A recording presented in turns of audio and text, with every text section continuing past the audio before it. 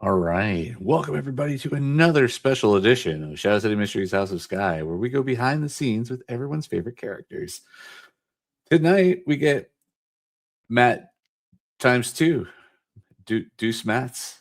First up, we have Matthew Bell. Later on, we'll have Matt Walsh. So, Matthew Bell, please introduce yourself. Sure.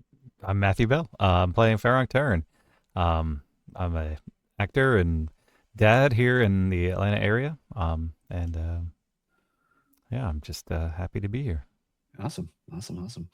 So we've been at this for a little while now. Longer than we thought, and shorter than we can believe sometimes. But Right. so now that we did one of these kind of before we even started to kind of get an idea of where everyone was thinking and where they were coming from, and do some introductions. But now that we're 13 sessions in, how would you say your characters evolved differently than you originally imagined? It's a good question. A lot of the initial ideas that I had for Farank. So Farank, and I think you probably remember, was originally going to be the butler. So he was going to be like either like a tank butler or something along those lines. And I was like, no, you know what? I always tend to favor a talking character or a bardish character like this, and so I went to my natural instincts. I was like, okay, that's probably the kind of way I'm going to play anyway, so I might as well just go ahead and embrace it fully. Yeah, Um, it's tough. so It's how is tough it? to go How's it gone otherwise. differently? Yeah. You know, when we first started out at this, I was a little worried because I wasn't playing a member of the household, that I wouldn't have enough story to participate in. And now, granted, in game we've only had 7 days of actual kind of Yeah, in game time. it's about we clock at Are we? about two sessions a day. Yeah. So But what I found is I have been embraced by the family, and things are. I feel like I'm not necessarily a member of the family, but an integral part, and somebody that the family is really leaning on as a. I mean, maybe not especially as a lawyer, but certainly somebody who can talk to some people and get some things done around the house. So. well, that should change soon because as we're moving into third level, that means you pick up your subclass, which means you're Right. actually a lawyer. I am actually a full blown lawyer now. So. Full lawyer. So we'll see. We'll see. There's still some hurdles to Yeah, get that's across. true. Yeah. So what would you say is surprised you most about the game? I think probably the well, I mean, I haven't played like a full on D&D game in a long time, and I think that's one of the things that's kind of been a little bit different for me because we've played a more narrative game. I've played with you in the past where everything is more kind of story based, and there's not as much kind of hard die rolling and this, that, and the other. So I think one of the things that I've enjoyed is getting back into just some standard D&D combat, and so the combats have been fun and a little bit of a change and a surprise. Something that I've actually really enjoyed in the game is the whole influence system. I kind of built a character specifically around being very good at the influence system, so it's nice to know that it's working and that I'm able to get some tasks done and do some of the aspects of the influence system that's been going pretty well. So I'm happy to have been contributing to the Skye household as the negotiator on a lot of these things. So Yeah. What else besides the influence system have you been enjoying the most about Shadow City Mysteries? I mean, obviously, just playing the game with a lot of new people. I think certainly if you listen to a couple of the first episodes, there was a lot of kind of getting to know each other, not only from just a character basis, but also anytime you're on like a stream platform like this, who's going to talk a lot. How do you make sure that everybody has the appropriate amount of time on screen, and you're not stepping on each other's toes? And I think at this point we've really come to a good balance there, where people kind of give a little signal when they're like, I'm going to do some stuff and I want to be in the limelight for a little bit, and it's like everybody's like, yeah, let's go for it, Yeah, no, and it's yes, been good. ending it in there. Yeah. No, it's a good table, good camaraderie around it. Everyone has their moments. So Yeah. yeah. No, definitely agree with you on that. And what would you say you're hoping to see more of in the House of Skye? I'm really hoping to get into some of the intrigue. Um, there's several different kind of threads that are being pulled right now, Mhm. and I think only because I've played games with you before, I know there's some sort of underlying thing that we're probably picking away at from a couple different directions, and so I'm like, all right, there's got to be some sort of you know something going on, and so I've seen little hints of it here and there, and I'm like, I wonder if he's going. I don't know. Maybe not. Maybe so. Maybe not. I don't know. But Yeah. yeah, so I'm looking forward to kind of really digging into a couple of these mysteries, and getting to know a little bit maybe the bigger mystery as well. Sure. Yeah, there was some speculation already from we had Winston and Ariel on, Oh and that yeah. was a topic was what have we surprised you with? And I'm just like, you just what you guys chase after, and then versus like what what I thought you were going to chase after. And this is the thing, because we do if you haven't checked this out, check out the map relationship, but we do spend some time at the beginning, plotting out different things. So there's my story overall that was already kind of existing, and then you all layered in some stuff. But it's interesting to see which of those strings you kind of like start pulling on, and then it's also interesting to see you pull on like multiple strings at once, and then I'm just like, oh, this is so it's tough. But then Yeah, yeah. and then being a mystery, and they're obviously there are always I'm trying to be really good at not giving you too many red herrings, but there's always like that like false clue. But it's always funny because the false clue, even if I try not to make it the most enticing thing, is like the one you all like go, ooh, Ooh, maybe this is the thing. And then like ooh. literally spend 2 days searching after something. I'm like, no, there was nothing there. Nothing, nothing there. So it's all right. Well, I It's all mean, the right. prospect of finding another cousin, I think was Well, time well spent. always. Yeah. Yeah, it was a bonding session for sure. Uh, you know, the but so like we'll flip the well, is there anything else? I mean, like what else is going on in Frank's heads, like ambitions, things that like, besides you know, that would make Frank you know, feel more of the family or more like an integral part. I mean, he is contributing all over the place Oh, with it, right? absolutely. I think like some of his big motivations right now, and I started to hint at it a little bit, and I'm trying to kind of push forward on some of it. Is getting a lot of The the family. ponies.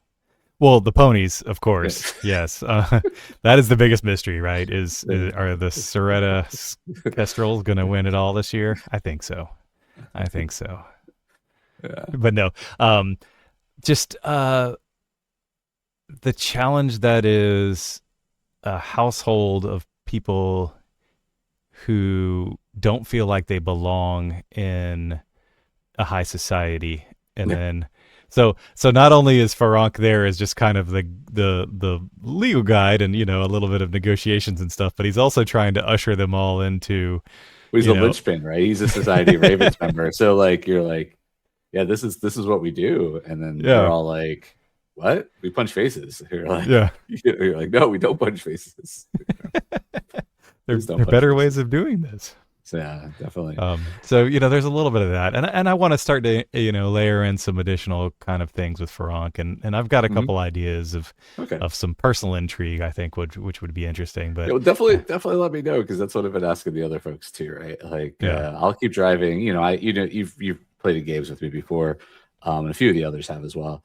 And I like an open sandbox ish world where you can kind of pursue whatever you want or whatever. But I do realize that, sometimes, and I've seen it in the other games I've run, right? Sometimes you all get like choice paralysis, yeah, or like, you'll be like, oh, we're gonna. I mean, as everyone's having fun, that's fine. The story moves forward when it moves forward. But I always point out the world does keep moving forward, even when you all are chasing after things that don't always exist. So yeah, it's a hard line between the two. But I think there's a lot of moments in there, whether it's slowing down the time dilation a little bit and making a day last a little bit longer. But with the new system and everything, one of the things I've been trying to do is kind of explore how somebody running this game, and for others, like how should they kind of cut up their day, right? And I'm trying to right, do it in thirds, sort of, to allow something in the morning, some downtime in the afternoon, something in the evening. Um, But a thing I pointed out to Reggie or Ariel is y'all are supposed. I mean, you luck out because you technically are doing your job at all times by whatever. But the rest of them actually are supposed to be doing jobs as well, right? Like, so Reggie does occasionally go and perform something, but we're only in week one. Technically, we're in week 2. The first week, y'all came in Friday, right? But then we've only been actively working or playing for like a week. But in 2 more weeks, y'all are going to have to, you have your income rolls and stuff like that, and so like that's going to have some influence over whether you are going to jump a couple days today or after the session. But I think one of Farank's big life choices right now is he's saving up to get some wheels, and I don't know if he's going to get like a motorcycle or if he's going to be get a family sedan. Yeah, exactly, right. Truck. You always get trucks. They're good, reasonable workhorse vehicles. So yeah, the picture that Winston drew of Farank and crew in the cab was pretty hilarious. Yeah, it was pretty good. You can check that out on Instagram. That's right. So we're gonna flip the script for a moment, and let you ask a couple questions of me, just so we could give like a little bit more insight into what goes on behind the scenes, what goes involved, with it, but because there is a lot that's going on. Okay. So first, I guess my question is really more of a meta question. So, like when you're sitting down and you're designing a game like Shadow City Mysteries, like, and it's built on top of a Dungeons and Dragons engine, like how are you feeling like you're balancing the role playing aspects and then like the combat aspects? Like, do you feel like this is a game that lends itself well to a lot of these kind of like daily Dungeons and Dragons? Oh, and then now's the fight kind of thing, or? Well, yes, yeah. Well, so when I went into this, so originally, we were looking at what systems to bolt this onto, if we wanted to do our own and everything like that, which we could. The team is plenty of experience across the board. And you'll see, like, while we are using 5th edition D&D, and we're letting ourselves into the SRD and everything like that for the abilities, and you'll see. So we're going to go over Farank's build right now and a little bit of like what he has and how this is similar to other mechanics and other like in the D&D system. The idea is for storytelling, of course, right? Mystery, and then of course there has to be combat, a little bit of combat, right? There has to be some high stakes, and how do you do that? Right. And so when I originally set out for putting this together with Steven and Brandis, I always kept in mind that like the first 6 to 7 levels of the game would be very street level mystery. You're beating up thugs, you're beating up mechanical things. The supernatural is near to non-existent, other than maybe the abilities the players have. I mean, even we'll go over after this one with Matt Walsh, his character is Savant. Even savants who have magic, it's more like street magic, right? It's more like sleight of hand and all this other stuff. The 7th to 13th levels was to be conspiracy, right? You're more established in the world. You don't have to do your day job to get by. You are still solving mysteries, but the mysteries are bigger than you and yourself, and it's more at a city level, but maybe even country level, right? And then from 14 to 21 is when we get into the high stakes, crazy supernatural that actually is in the world, right? Like there's this undercut of supernatural in the world. And so the thing is like, how do you bring a gritty street level game for a little while and then ramp it up into like crazy insanity?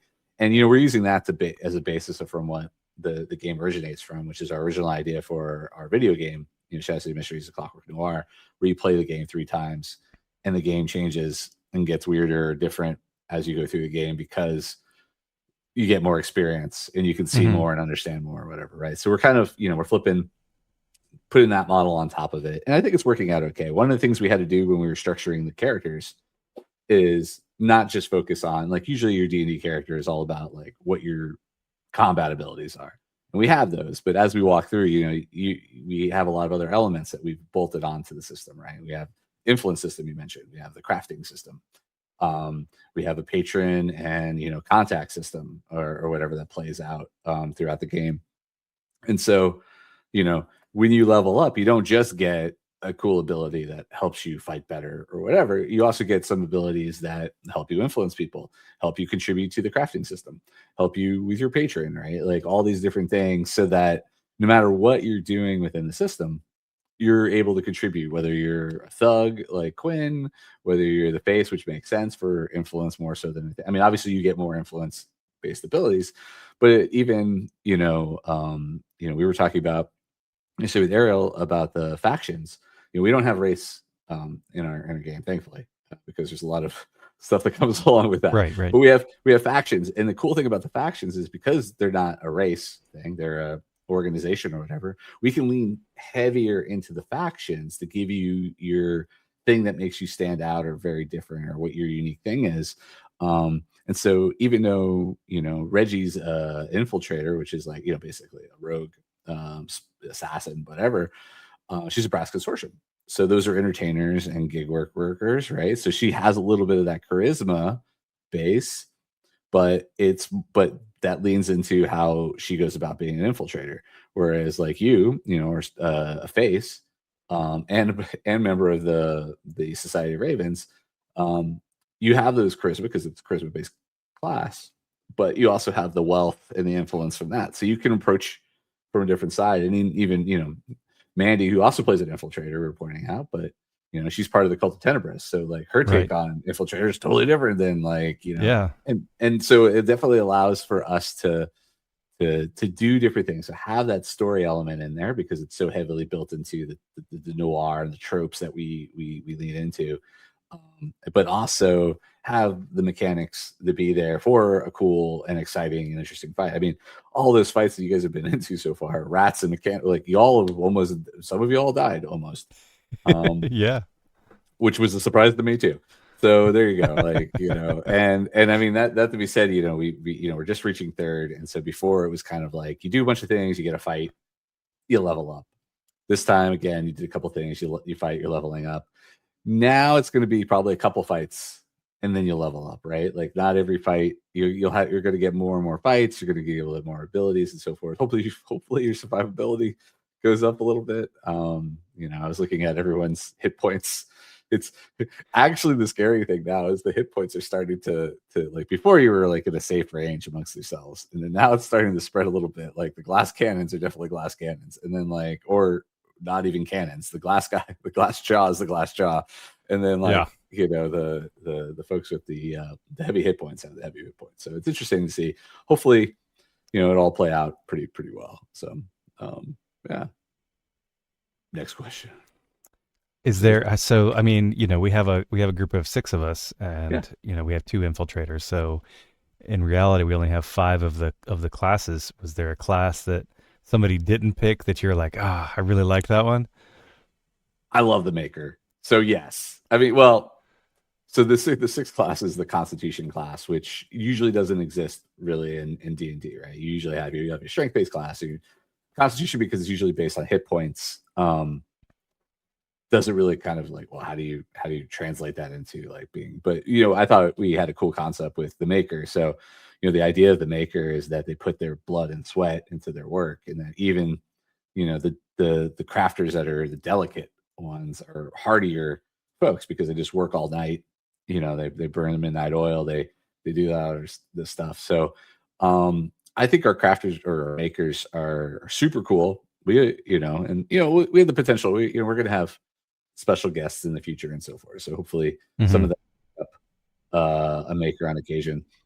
I do dig that class, and I also dig the subclass of there's the alchemist in there, the umbral alchemist, which again I really love the Cult of Tenebris. I'm not saying it's my favorite. I love all the factions because they were all my babies originally. So like I feel like every faction fills a space within the world. Especially again, I love noir, and I love noir tropes, and so even to the chagrin of Steven and Brandon, I commented on this in an earlier chat, was like I even like just calling people out as like the detective, the femme fatale, the union boss, the Right, politician, and they're like they need names, and I'm like, okay, I guess so, but but I want to make, again, because it's heavy like that. I want you to, like, when you encounter a character or a location or a group or whatever, I want it to be pretty clear, like,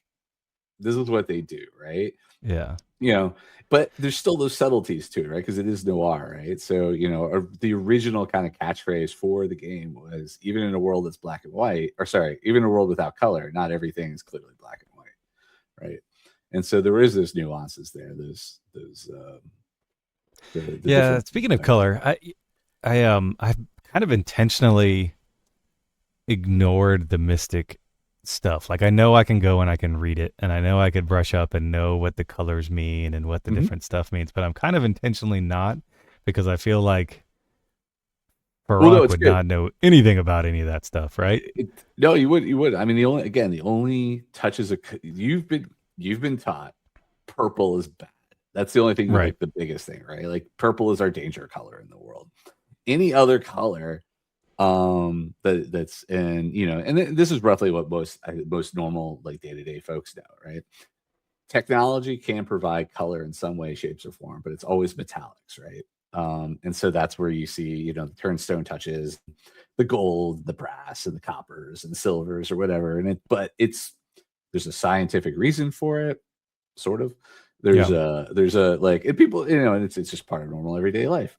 Color itself, like, purple is the only color that people are aware of, because it does creep up, and that's mostly because the cult of Tenebris, while they're not illegal, right? It's frowned upon, and they exist, and their works exist, and so that, generally, and purple is attributed to the fallen goddess, and so, but there are other colors, but you've never seen them, right? And the whole idea is that if the thing is if you did see it, would you even know what it is, right? Like, Right. There was always an interesting, thing when I studied a lot of philosophy, and one of the talks was always like, well, how do you there's this thing, there's this word, ineffable, right? Cannot be described with words. And it's like, well, what's something like that? Well, it's just like, well, how do you explain depression to someone who's never been depressed, right? And it's like, well, or, how do you explain color to someone who's never seen color before, right? Like, it's one of those things that just has to be experienced, right? And so I think that's also kind of like an underline.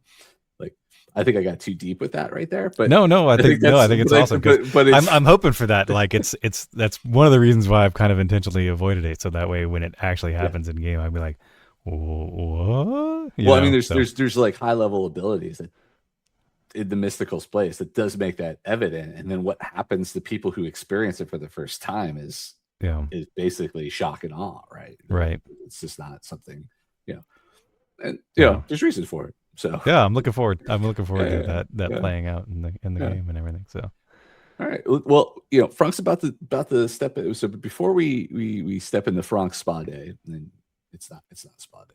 It's not a spa. We're going to delve into taking a look at where Frank's at right now, what abilities he's got, and what he's going to be picking up, and kind of discuss maybe, like, has this been useful? Did you even know you had this ability? I props to y'all. I really felt like the face class is really effective. So yeah. So I'm gonna switch the stages, and I might have to add you. So give me 1 second, because you might. No worries. All right. And I was correct. I did not have you prep for that one. So there we are. Now Matt's back. All right. So we're gonna do a little walkthrough of Matt's character. Well, not really his character. It's his abilities. I don't want to go into the nuances of your character sheet. If you're a member of our Patreon, you can check out the character sheets, and it's a free membership. So go ahead and do it. You can pay for it too. There's some stuff it's exclusive for paid, but go ahead and check out our Patreon. We love having you there, and we will be adding more stuff as we go along, especially once the book is out. So, because that's where all our new additional content will be flowing. Nice. Yeah. All right. So patronage faction. This is for being a size. This is your faction ability. So let's see. You get additional 1d6 when making a savings roll. The tricksy thing, I won't lie, this is always tricksy for me, is savings versus a saving roll. So some people were like, "Oh, I had this my saving roll." I'm like, "No, savings roll," which comes once a month. So Yeah. and you get a boost to your lifestyle, which actually is helpful because your lifestyle rating contributes to your influence. And you got a little extra spending cash to start off with. So that I did do. already come into play. So savings roll has not come into play yet, but it will. And the lifestyle rating has, because everyone else has really crappy lifestyles. So they are actually working against you whenever you're Yeah, well, that's that's the other reason Farank is trying to get them all to embrace well, I higher was going to say, standard like living. everything that Farank puts into it has to be off balance to everybody else's contribution. So keep that in mind. All right, so parliamentary delivery, which is this is one of my favorite Yeah. things. So you can fold up small pieces of paper and leave it in surfaces that where the trained corvids will pick them up and deliver them to other people within the society. Yeah, I think you use this a little bit, right? Yeah, I've used it a couple times. Not too extensively, but I think Yeah. I think it'll come in handy, especially as we're gonna spend more time not necessarily all in the same place. All in the same place. Well, yeah, all in the same place. Or if you are out investigating someplace that's dangerous, and you get caught off guard or whatever, right? It could be helpful or if you're out in the middle of nowhere, because again, there's travel time and so forth, right? And you need Yeah, to. I do wonder though. I did have a question about this ability. Sure. Can I send messages to anybody or only other Society of Ravens? Only really other Society Ravens will pick up Okay. that, right? So you're sending so this is a side thing for you. As you meet more Society of Ravens people, it broadens up your network of people to send it to. You can always send a generic message to the Society of Ravens, and somebody Somebody look at somewhere it. will answer, or at But least get it and be like, yeah, get whatever. it. Decide, yeah, exactly. Decide, based off of your importance, Right. whether or not it's actually worth diving into. But who knows? It could always turn into one of those clutch moments where you're like, I sent this thing out like 3 months ago or whatever, and then all Yeah, of a right. sudden you're in dire straits. You're before the government or something, and all of a sudden the door flies open, and Phoenix Wright, Ace Attorney, comes in and saves your ass somehow. So let's see. So because your background, which is sidekick, which was Yeah. cool. I like the fact that you picked up sidekick as the you got gumption, and gumption got you an additional skill proficiency and an extra saving throw, which Yeah. will come in handy having a third saving Having a throw third proficiency saving throw. I saw that. I was like, and at first when I picked this, I was like, oh, it's just some more skills. But I was like, you know what? That extra saving throw really makes a big difference. It will, because a lot of abilities, even though there's not a lot of magic in the world, we have a lot of abilities that mimic magical abilities. Mm-hmm. So being able to, and magic abilities, they And pull on I'm saving playing throws. a highly skilled base character, so All right, and your encouragement die, which is kind of one of your big features for being a face, which is kind of like bardic inspiration, right? Mm-hmm. Yeah. So let you boost up some of your D20 rolls. Eventually, the die will go up a little bit, which is super. I mean, the D6 is actually pretty decent anyway. Mm-hmm. It definitely makes a D20 less swingy. So yeah, I mean, you've used this a good bit. A little bit. Yeah, I As much do. as you I wanted need to to? use it more. I always forget to do it before people are going to go do their things, and I'm like, oh, I should have given Yeah, I that think encouragement die. well, because you only have 2, right? But I think Yeah, you get them back after short rest. So it's not too bad. yeah. The Yeah, I think you got to get in the habit of winking at people and give them the encouragement. Yeah. You can do it, buddy. You can do it. You got this. I think that's one of those abilities that once you realize you have it, and you have more dice to give out, you start giving it out a little bit more like candy, right? Yeah. You get an encouragement die. You get an Yeah. encouragement I think die, I need you to get get a an encouragement die. catchphrase. Yeah, well, that definitely make it so. Not in the face is another one that I'm a fan of, mostly because This is the only reason I'm still alive. it's your unarmed defense, right? So the ability to add both to your dexterity and your charisma modifier, but you're good at charisma. I don't know if you're middling in dexterity. So I'm actually middling in everything. So my charisma and my dex are both +2, as well as my okay, intelligence. So it's like still 14's not bad at your yeah, level. 14 to start, and then I'll whenever we get a bonus point, I'll put it into charisma, and that'll That's be next plus level. 3. Next level. Yeah.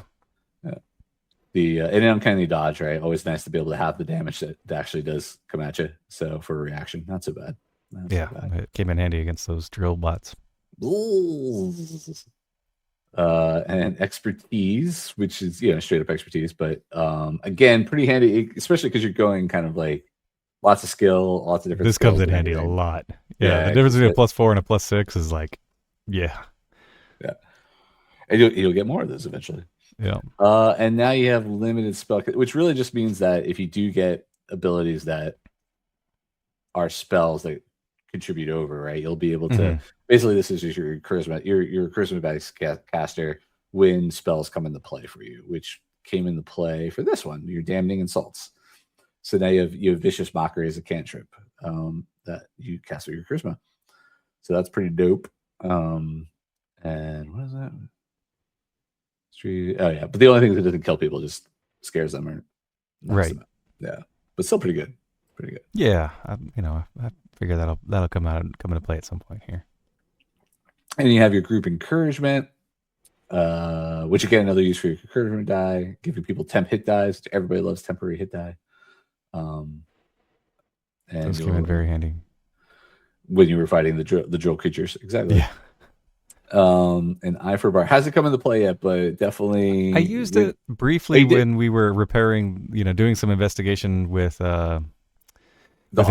We were trying to fix the oh yeah, because of the cost of the materials. So mm-hmm. But this will come in handy when you all start realizing that even though you're getting paid for stuff, you don't have as much money as you think you do.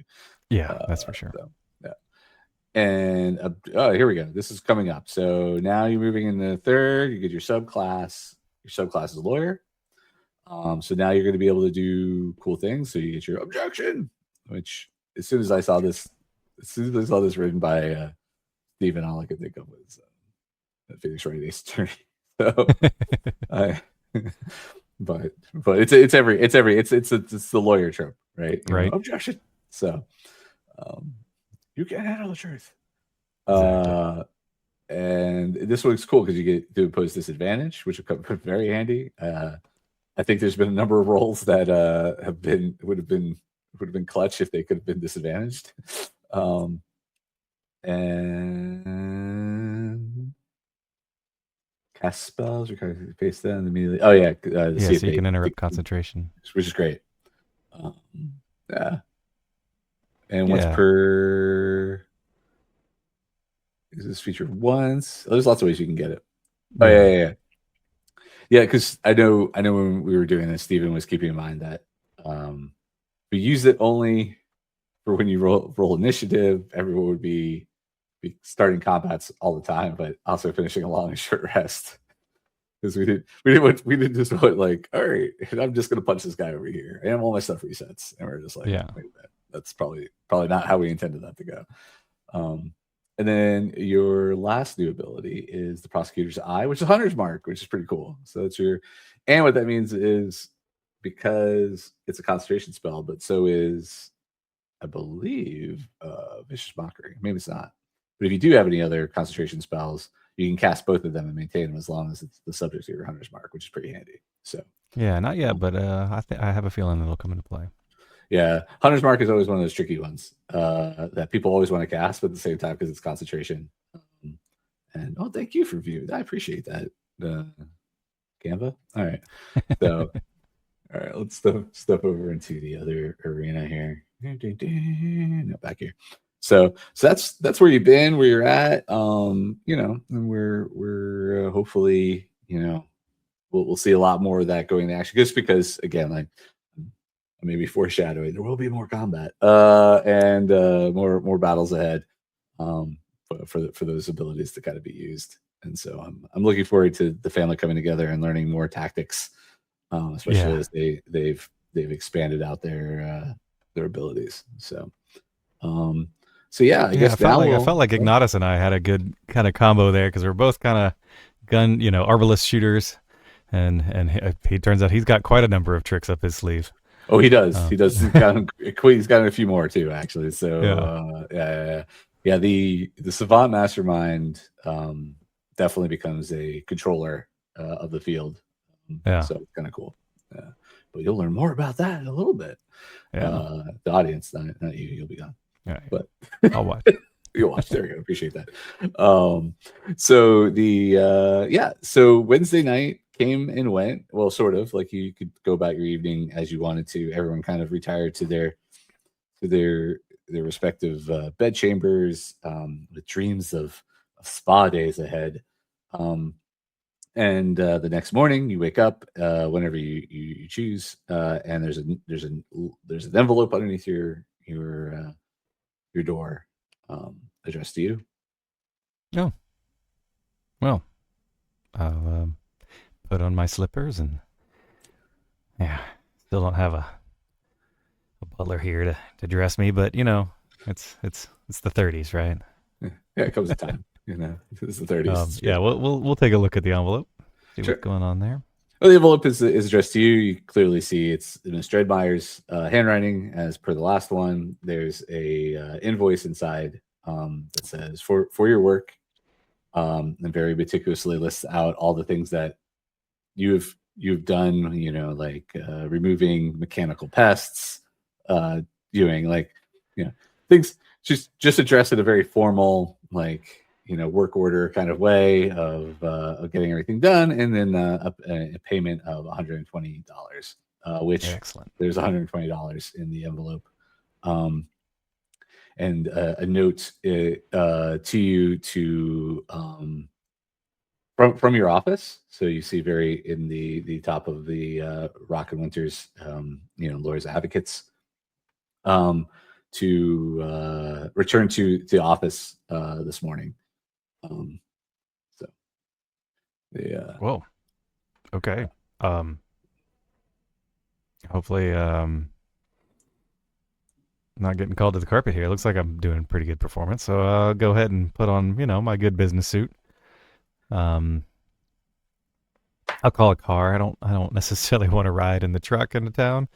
Hans is taking people in and out. Like you've seen him been driving people in and out all morning at different times. I appreciate Hans, but no, I think I'll I'll have a car. I'll get a car if I can. You can. It's not a problem. Yeah. It takes a little bit to get out there because again, you're not. There's most people in this neighborhood have their own cars. Yeah. So right. Calling a car, it takes you about 20-30 minutes to get out there. You're watching the little thing on there. Oh, what is this guy doing? Oh, why did he turn down that road? What an idiot. Yeah, no. That technology doesn't exist as well. That's right. If it did. Parliamentary Uber. Yeah. So eventually the car arrives, takes you into town. Again, it takes about 30 minutes to get into town. Again, you weren't expecting to have to be called into work, so you probably would have left earlier, gotten up earlier if that was the case. But that's all right. You arrive outside the building in downtown, and it's it's on all of its monochromatic glory. Turnstones. It is a very nice office building, right? You have one of the nicer office buildings. It's one of the longer, well established.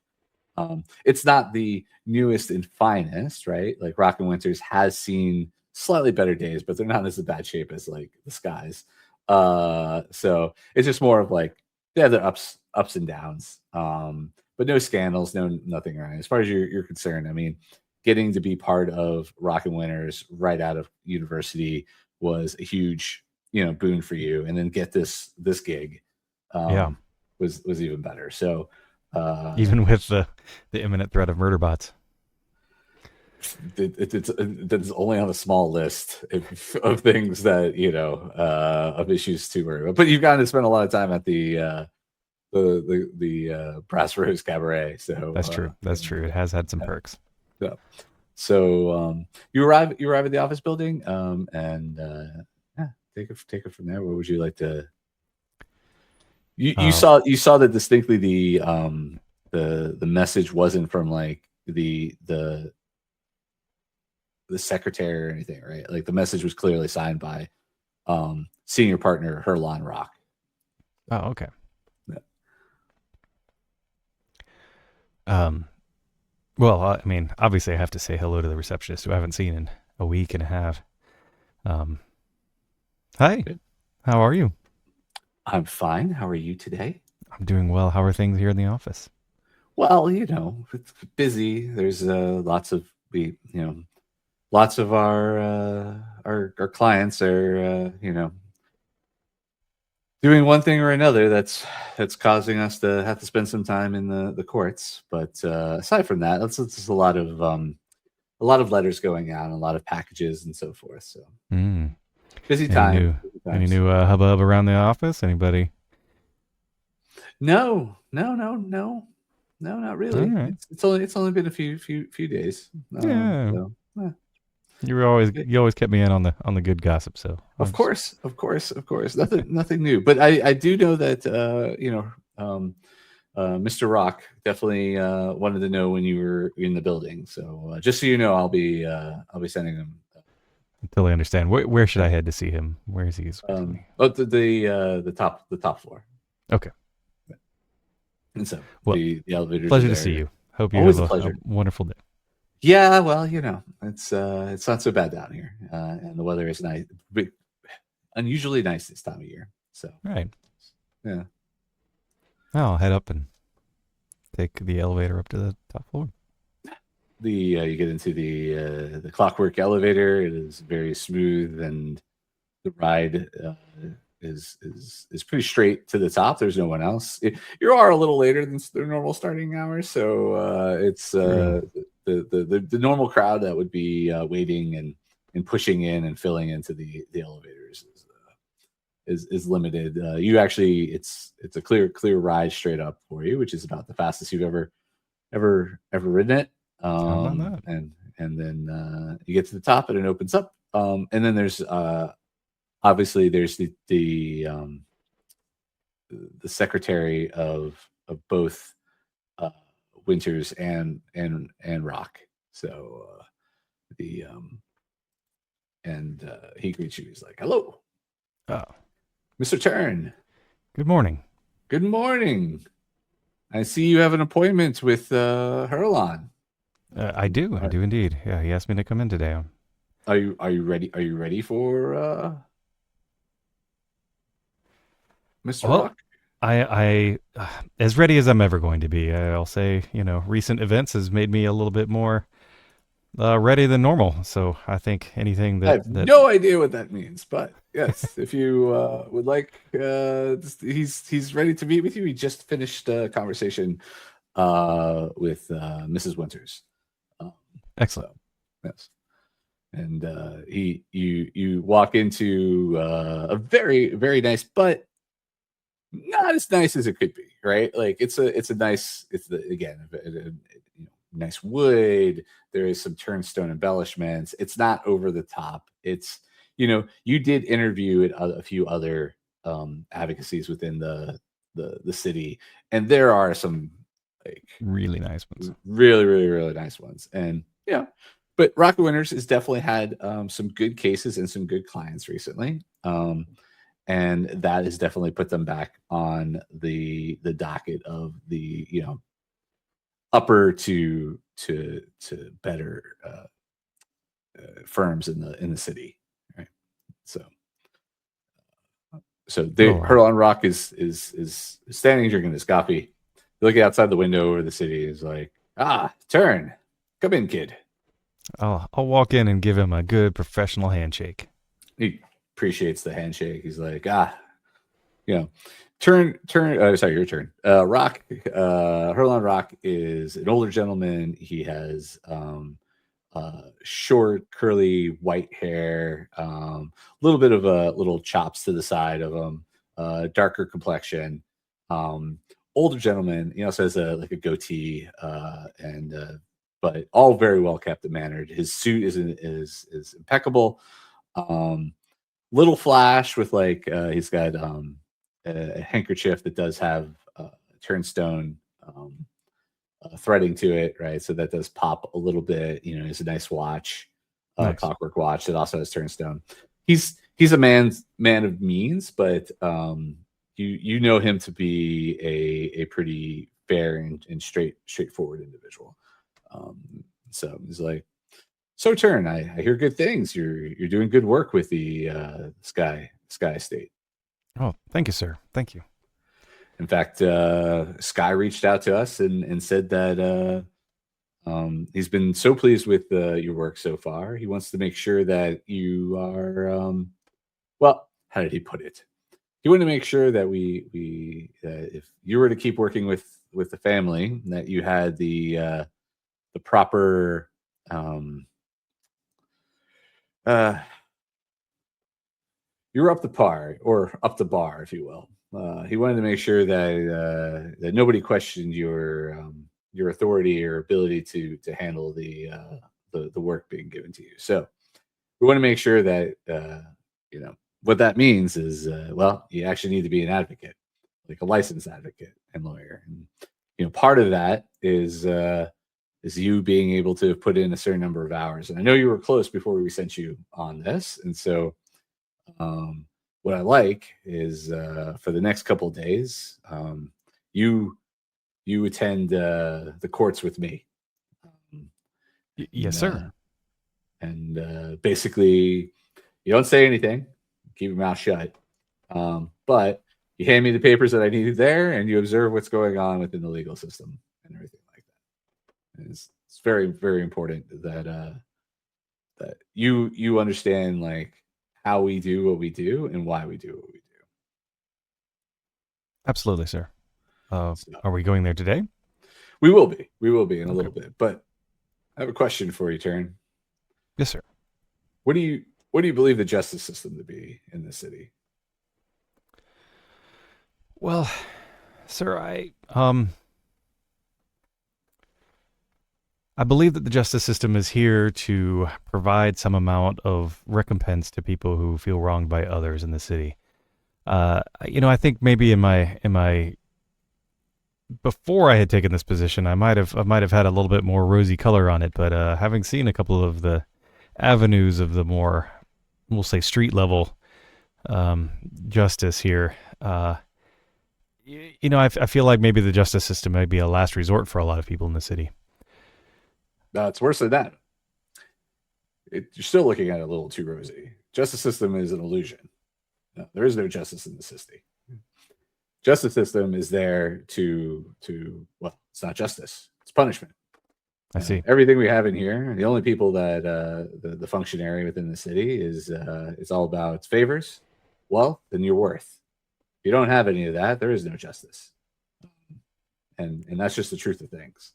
We hold a very careful, delicate balance for the wealthy within the city to make sure that their worth, their favors, and their acknowledgement is carried to a power system that allows them to actually have influence in the city and get away with the things that they need to get away with.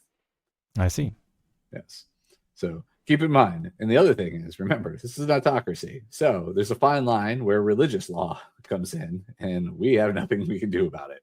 So our other job is to, while we don't understand necessarily the religious ramifications of the things that our clients do, it's our job to try and steer them as far away from and dealing with the church in any way, shape, or form. Because once it falls into their line of the legal system, we don't have any power whatsoever. So I see.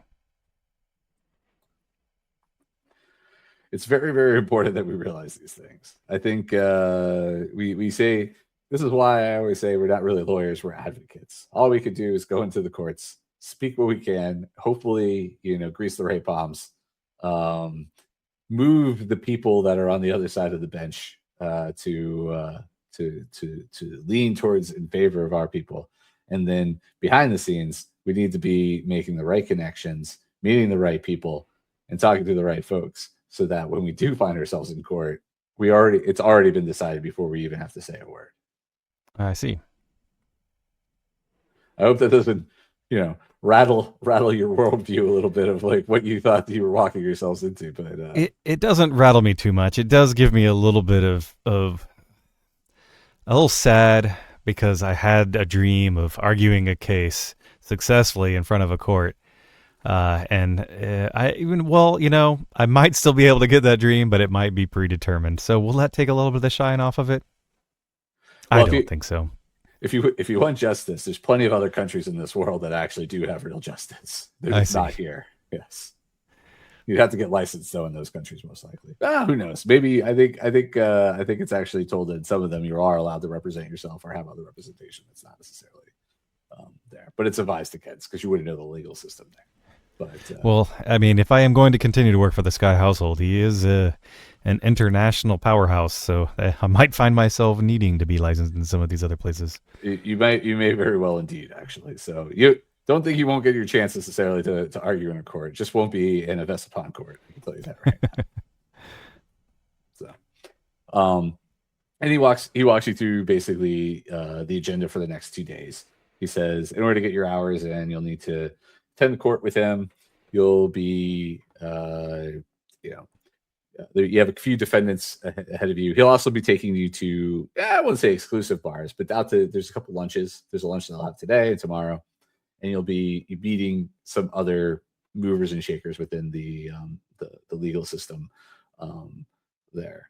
And for the most part, that'll be your next few days as you go into, and then you'll arrive back into the household on Saturday, assuming you want to go back to work at the Skye Estate and don't want to just keep, opening Rock's briefcase and handing him, documents. It does sound very tempting, and yeah, while I do have a personal mission to improve my my standing and whatnot in the Rock and Winters advocates.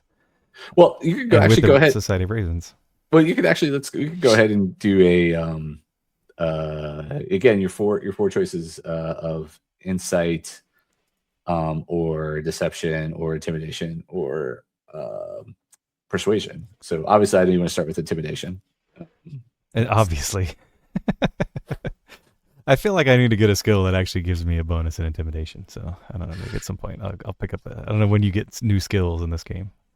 You don't really. No, you you can with feats. You can with feats. Okay. If you take certain feats, it'll unlock additional skills occasionally. Well, let me go ahead and I think I've been doing a good bit of persuasion here. So yeah. We'll start with one of those. That is a 16. All right, that's one success. Absolutely. See that +6 really makes a big difference. And a little bit of deception goes along with persuasion at the same time. But that is only a 13. Only a 13. Yeah. That is a.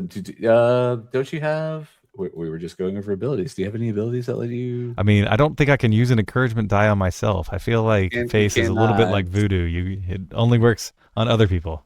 Yeah. I'm just double checking. Okay. No, you can't use it. Can't you use encouragement die on yourself? Another creature. Oh no, another creature.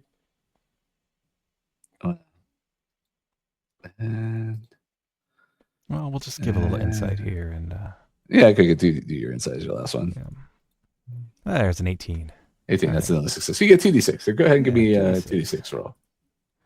Yeah, I'm still pretty good at this. There we go, 7. That's not bad. 7, yeah, okay. So we're going to be adding 7 to your roll, which is pretty nice. Yeah.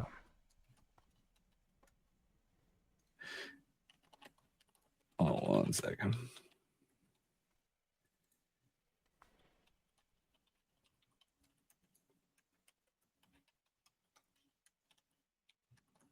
So, as we prep up for Matt Walsh to join us for the second half, and we're going to do a 5-minute intermission after we let you go, just so I can breathe.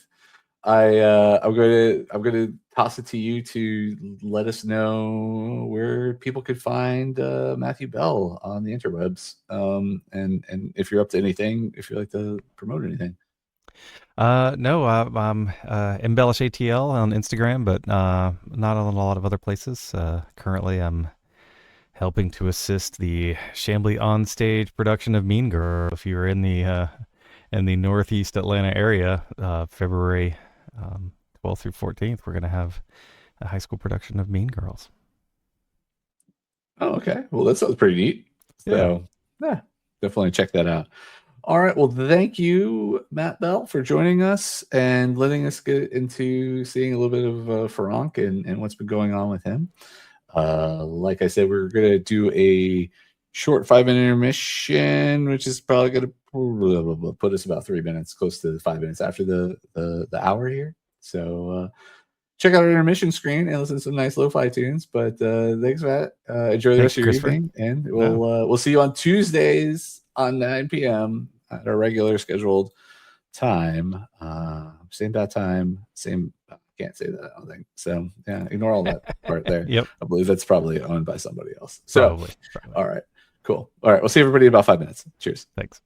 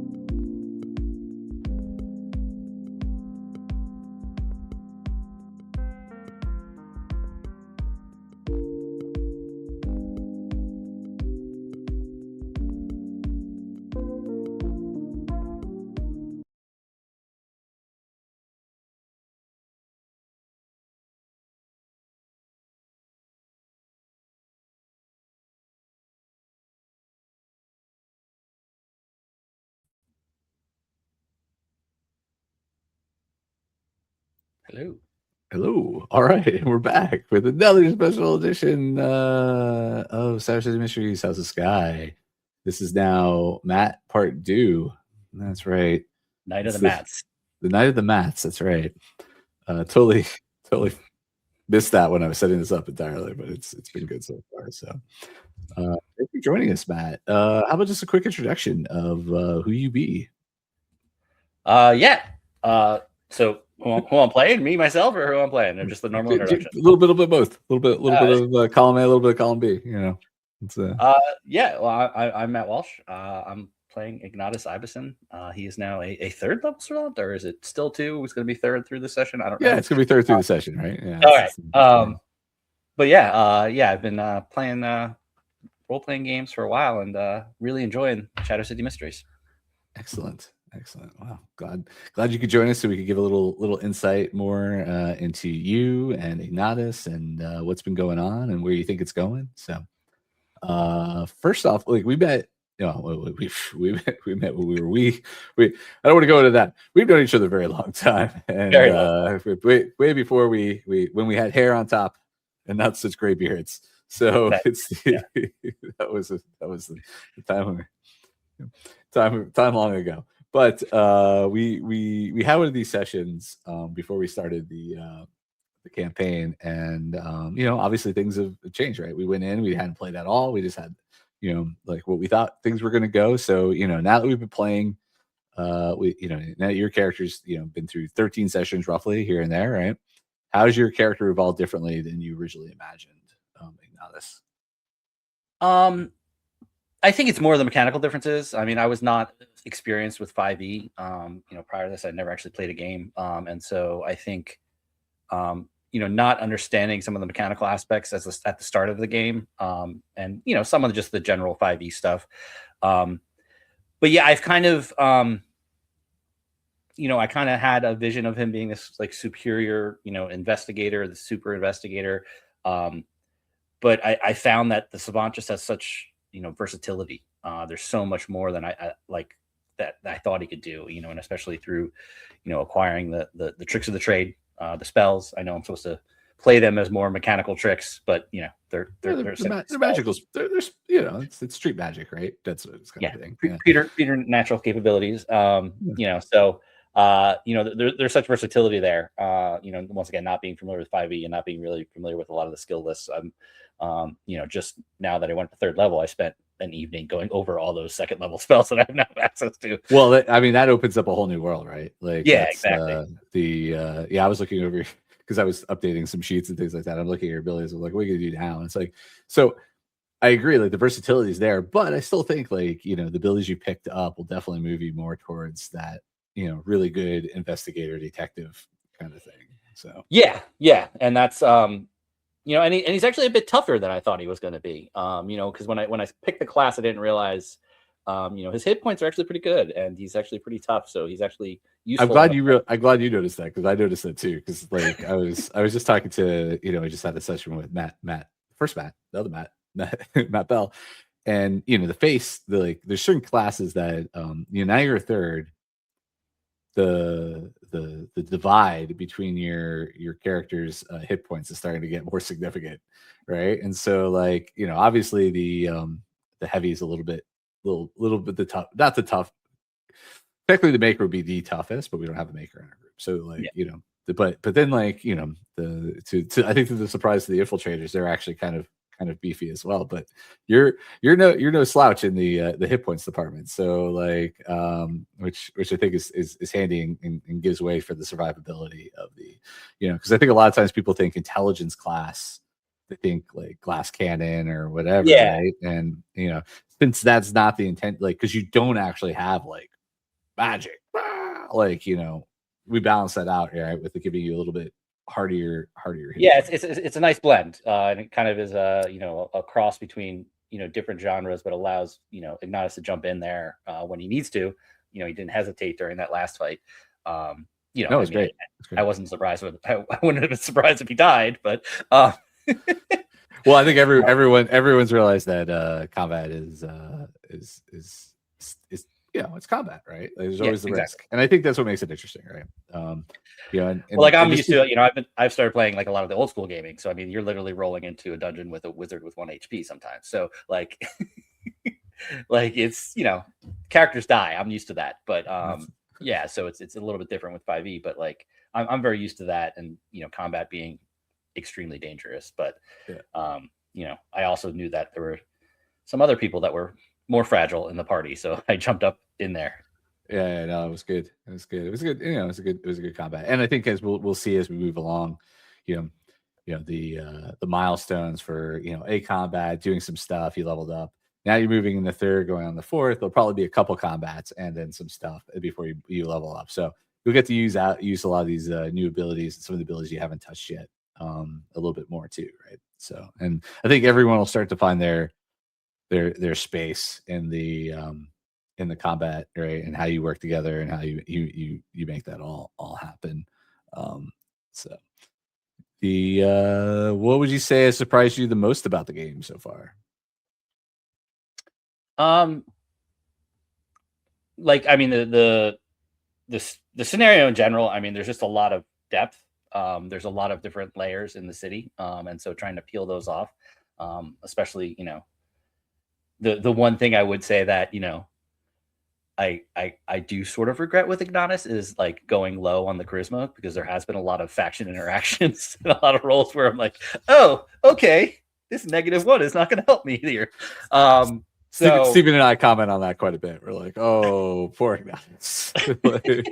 But I mean that kind of fit into the character I was picturing, where he was sort of socially awkward. He was kind of like a little bit of a jerk at times. So like, it definitely works. And I mean, in the worst case, I mean, it's not the greatest spend of a attribute and boost, but you could always like work towards negating that out or whatever, right? Whether that's through feats that only add 1, and so it's a very gradual piece, or if you just go, you know what, F it, I'm gonna cancel it out, and I'll probably just roll with it and boost up something else. Why not?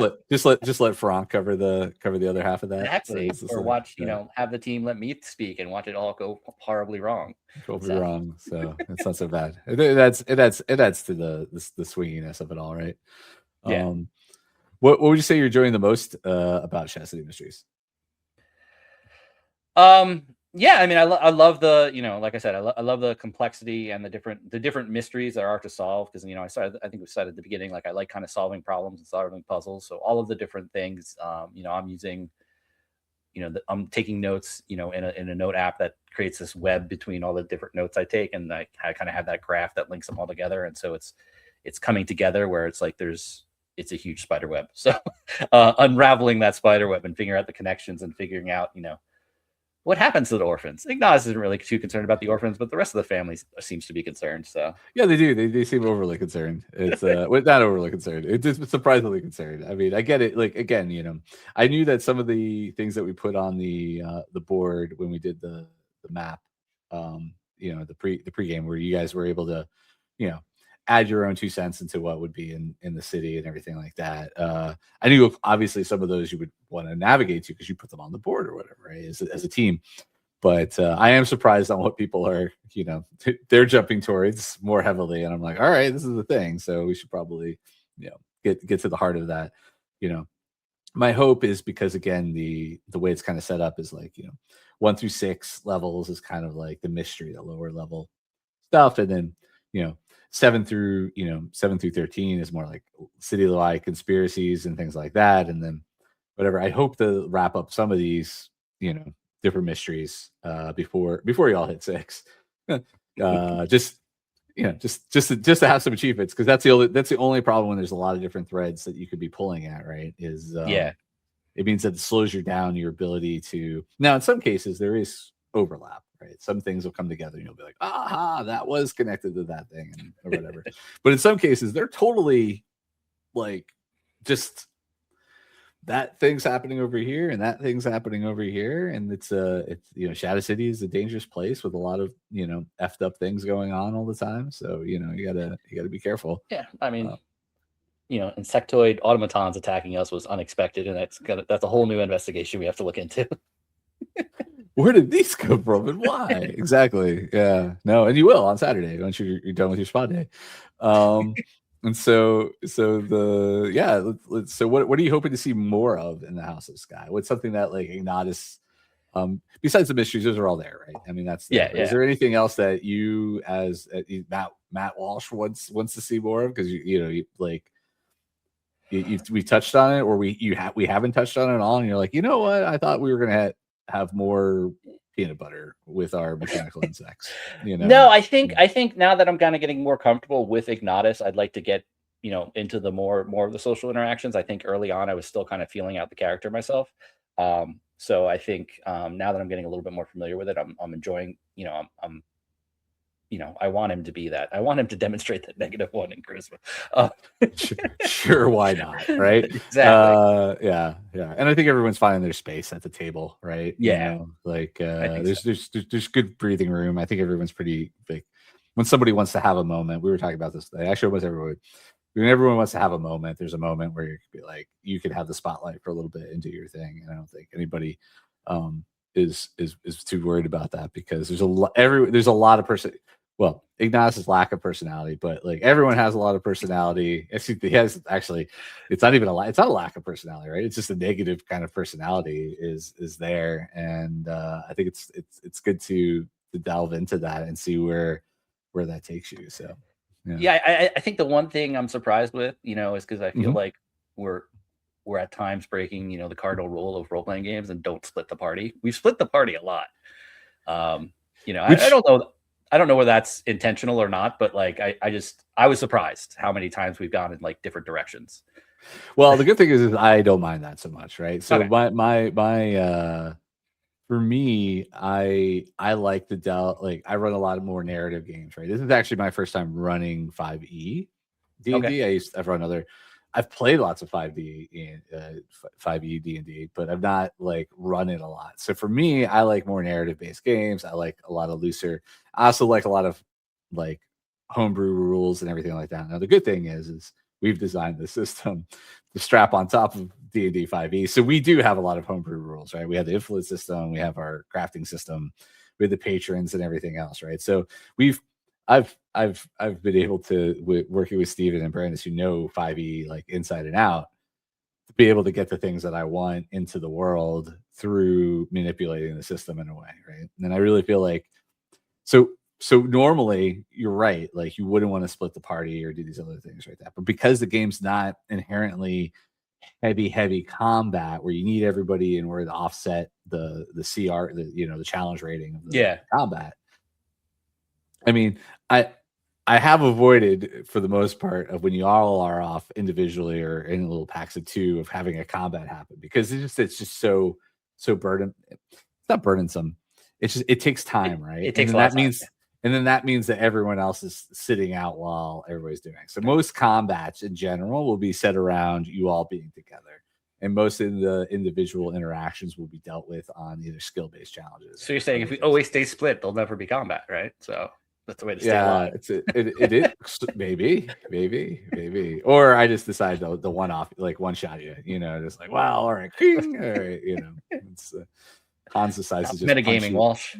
Yeah, it's fine. You do what you need to do. We all need to survive. So, and all of these conversations, we've been flipping the script a little bit and letting you all ask some questions, and maybe I could answer some deep or not so deep insights. I don't know. I got really philosophical with Matt Bell a second ago on theory. So so I do apologize. I did not prep as many questions as I wanted to because I had a very busy week. But such as life. You as a DM, what are you enjoying most about our party in general? I feel like we have a lot of good vibes between us, but I'm curious what you're enjoying the most between us. I enjoy you all not doing any of the things that I'm expecting you to do most of the time. I like your interactions. I like all your interactions with the NPCs. I enjoy that. I love your interactions with each other because again, it's about right now. It's about a family it's never been a family being brought together, and how you interact and you choose to accept or not accept those aspects, right? And the pushback that comes from that, begrudgingly or inherently or whatever the case is. I also am always surprised of what threads you all are actually deciding to chase after. Right? Like I keep commenting on this, is like I'll throw like a random NPC that's not like just makes an offhand comment, and suddenly now members of the family have adopted this person as like, you know, their auntie, and it's just I'm like, telling what? you, Agnes behind everything. She's Agda, the Agda, yeah. Well, there's that. There's that other conspiracy. Actually, that's my other. I will say that's my other favorite thing. Especially from you and Mandy, because you guys, you know, both of you crack me up with the theories you throw out. Like, well, this person's obviously the murderer or whatever, and I'm like the negativity between Mandy's view on like she thinks like everybody is the killer or could be the killer or whatever is like, am I the only one? And I'm like, I think you are the only one, Mandy, who thinks that this person is like, oh no, wait, Ignatus might think that they're also like involved. So I'm always loving the theories that get thrown out, and this is like, because then it makes me think it's the influence of the cult of Tenebris. So oh yeah, that's true. There is that common thread there, right? The cult of Tenebris between you and Mandy. So there's that, right? Yeah, it's interesting. It's well, I mean, and it makes sense, right? Not to be trusting of the world and everything like that, because you know they don't trust you, right? So why would you? And that falls into the. But that, I mean, that's the fun part, right? You, for the most part, everybody's kind of playing different factions or whatever. And you know, I was talking with Ariel about this. You know, we don't have race in our game, right? Factions replace that, and because of that, I think factions allow us to go harder into specific tropes and specific things that make the factions who they are, without worrying about all the negativity that could come along with some of those tropes if you throw it onto race or whatever, right? Which is good. And so you know, the called Tenebris players have their own kind of view and seeing life and things or whatever. You know, the Brass Consortium definitely. I mean, you know, we you know, Mandy's playing an infiltrator, Ariel's playing an infiltrator, but they're very distinctly different infiltrator characters altogether, which is nice. Like you could, you always worry that like in games like this that people playing the same class would basically be contributing the same things to the table, and they're actually not. So yeah. But yeah, I think it's the things you chase after, the NPCs you imprint on versus the ones you don't, and then yeah, it's fun. It's fun to see how you interact with the world as I spin it. So yeah. Anything else? Did you get at least one more? So yeah, I'd just be curious because obviously, you know, the world of Shadow City is, you know, well, it's great, it's grayscale, and it's, you know, does have black color and everything like that, and like it's a very different world than I guess a traditional world. Now, obviously, you have a lot of experience in it because you've been working in the setting for a while. But like, what do you see?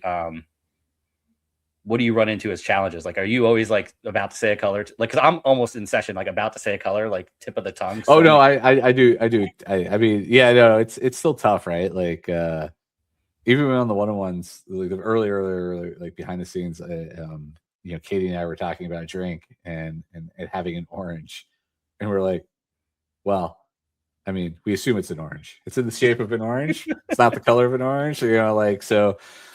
Yeah, there are things that make it tough. But at the same time, you know, I think it's kind of it's the very when I first came up with Shadow City Mysteries, the first tagline, I think I've repeated this now, was the first tagline I ever said was, even in a world that's colorless, not everything is black and white, right? And so we drive the monochromatic is the kind of drive through the whole world is black and white, but you know, the fact that it isn't, right? And that there are all these tropes, and it's very part of the noir. It's just that it isn't all black and white. Like, there's lots of gray areas. There's all this stuff that we're kind of addressing, and so it is at the heart of the game itself. And it's just finding ways to be colorful with like brass and silver and gold, and ways to make that kind of stand out. Like in Winston's session for Perrin, he went to the main church or whatever, right? And so like churches, you know, usually have a lot of like stained glass and everything like that, and the churches here still do, but they don't rely on the glass so much to be the image. They rely on all the metal that's in between the glass that holds it together, right? And so that's how they build their, you know, their art and their structures or whatever. So yeah, it's tough, and we're gonna slip. Yeah. I mean, again, it's what we're used to is using color as descriptors, right? But it's like anything, right? We make mistakes, and then we stumble a little bit back. We take it, and we reassess it or whatever, right? I mean, I think that goes for a lot of things in life, right? So yeah. Yeah, no, I think I think we've been. I mean, I think it's been a great sessions, and like I said, I'm learning 5e. I've never played it before, so everybody's been great about that. And we have a good mix of people who really know it, and the people who kind of know it, and the people who don't know it at all. So I don't think it's really so bad. And I watch a lot of other actual plays and other things like that, and I constantly going, I don't think that's how that rule works. And then here's the thing. We're playing a game of make believe, right? And it's improv with some rules structured around it. And I think at the core of it, what's more important, at least for me, is the story. And so when the rules get in the way of the story, then that's no fun, right? Like that's not the point of this, and nobody's winning, right? In the end, for that with that part, right? We want the combats to be challenging. We want them to be interactive. We want them to be the fun to engage with, but if we forgot to give somebody advantage or disadvantage on a roll, or they forgot a bonus here and there, I'm not so like, oh no, can't happen or whatever, right? It's just it's part of the experience, and that's part of the what kind of makes it exciting a little bit is if we wanted the rules to be exact, we play a video game. Because that can make sure, and even I played a lot of video games that are based on D&D 5e, and they even get some of the rules wrong. So in their first iterations, until lots of people jump on the interwebs and complain, scream and complain and go like, "You got this wrong. This isn't whatever." But I mean, that's everyone's right, I guess. The scream and complain on the internet. So let's walk through Ignatus and their abilities and what you've used or maybe not used over the last few sessions, and see what you're about to pick up. And so I'm going to switch the screens. You might fall off. You will fall off for a second. I'll put you back on. So okay. All right, and we're back. Not so bad. All right. So Ignatus is a member of the Cult of Tenebris, and one of the cool abilities which you and Mandy use quite a bit, which is good because is the Signs of Portents. This was the one thing that sorry. Go on. I was like, this was the one thing that really attracted me to the cult. I just thought it was a really cool mechanic to have that, that ability to re-roll in certain scenarios. Yeah, no, and it definitely reroll or replace, right? So yeah. So it's pretty cool when it happens. It's only you, but still, I know there's a spell or whatever, another ability that I've seen before where you can use it for other people, but I do like this aspect of the faction. So that's a neat one. Where does it come from and why? Well, who knows? But and then this does not come into play as often. Oh, it did come into play a little bit in the basement, I think. Yeah, in the basement. Yeah, before you were able to get some light down there. So it'll probably come into play a little bit more in the future. But still, night vision or dark vision is always a cool ability to have. And I think it's cool for an investigator to have that, so they can kind of like go into dark places and not go into an apartment without having to turn on the lights. Yeah. Everybody see you're there. So. That is true. Actually, I didn't think about it that way. And then, both you and Perrin have erudite because you're both with the church school. But I think this is one, like I was talking to Winston. It's like both of you are pretty good to remind the other one that you have this ability when it comes up, because I think in the moment sometimes you both forget that this is a thing that you have advantage with. That's definitely something. I think I've forgotten this a few times. There's been a few things that, like, at the end of the session or like 30 minutes later in a session, was like, oh, I should have did that. Yeah, no, it's a tricksy. It's tricksy to keep track of all the different things. It's tricksy for me. I can't keep track of all of y'all. And then expertise, which is expertise. So again, that little extra oomph on you did. I think your Arcana and investigation. Yep. And then tricks of the trade, which is your magic, not magic. with intelligence as your attribute, right? Yeah. Yep. And more if that's a really long thing. And then here's your current spells. So Grease, Command, Hex. You just got Identify. Or you're gonna get Identify. So Grease, I know what we talked is like, it didn't work that. I still think Grease worked out well with the Scorpion, regardless. I know it didn't last for as long because it's so big and it moved out of the space that it was in or whatever. But yeah, no, I mean, I love. There's just so much versatility. I mean, especially in a situation like this, like we're in a car chase. It's like the oil slick behind the car, like 100%. things like that. Yeah. Like, you know, there's just so much versatility. You know, we're being chased upstairs, just throw it on the stairs to the person behind you, and so I want it to work.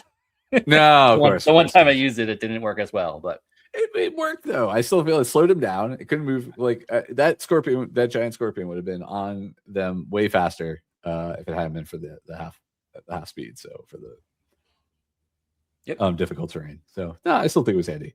Command, Hex. Sadly, mechanical creatures that didn't come in handy yet. So there's a couple people who were like, I wanted to use that thing against them, but.